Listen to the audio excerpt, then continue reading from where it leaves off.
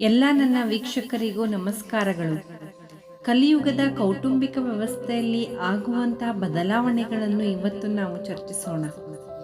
ಸತ್ಯ ತ್ರೇತಾಯುಗದ ಕೌಟುಂಬಿಕ ವ್ಯವಸ್ಥೆಯಲ್ಲಿ ಅನೋನ್ಯ ಮತ್ತು ನಿರ್ಮೋಹಿ ಸಂಬಂಧವಿರುತ್ತದೆ.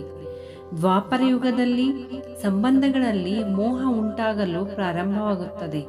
ಮೋಹದಿಂದ ದುಃಖ ಅಶಾಂತಿಯು ಪ್ರಾರಂಭವಾಗಿ ಸದಾ ಬಂಧು ಮಿತ್ರರು ಮತ್ತು ಸಂಬಂಧವನ್ನು ಕಳೆದುಕೊಳ್ಳುವ ಭಯ ಆವರಿಸುತ್ತದೆ. ಇನ್ನು ಕಲಿಯುಗದಲ್ಲಿ ಇದು ಅತಿಯಾಗುತ್ತದೆ. ಕುಟುಂಬಗಳು ಒಡೆದು ಹೋಗುತ್ತವೆ. ಸಹೋದರತ್ವವು ನಾಶವಾಗುತ್ತಾ ಹೋಗುತ್ತದೆ. ಪರಿವಾರದಲ್ಲಿ ಸರ್ವ ಸದಸ್ಯರು ಒಂದುಗೂಡಿರಲು ಆಗುವುದಿಲ್ಲ. ಒಂದು ಪರಿವಾರವು ಅನೇಕ ಪರಿವಾರಗಳಾಗಿ ಒಡೆದು ಹೋಗುತ್ತದೆ. ತಂದೆ ತಾಯಂದಿರು, ಸಹೋದರ ಸಹೋದರಿಯರು ಆಸ್ತಿಗಾಗಿ ಕೊಲ್ಲುವ, ಮನೆಯಿಂದ ಹೊರಗೆ ಹಾಕುವ ಪ್ರವೃತ್ತಿ ಬೆಳೆಯುತ್ತದೆ.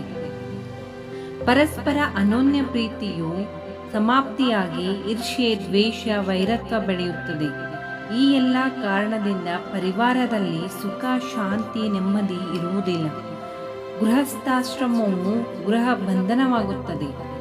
ಈ ಒಂದು ಕಲಿಯುಗದ ಕೌಟುಂಬಿಕ ವ್ಯವಸ್ಥೆಯಲ್ಲಿ ಈ ರೀತಿಯಾಗಿ ಇವತ್ತಿನ ದಿನಮಾನದಲ್ಲಿ ಆಗುವಂತಹ ಅನೇಕ ಬದಲಾವಣೆಗಳನ್ನು ನೀವು ಕಾಣುತ್ತಾ ಇದ್ದೇವೆ.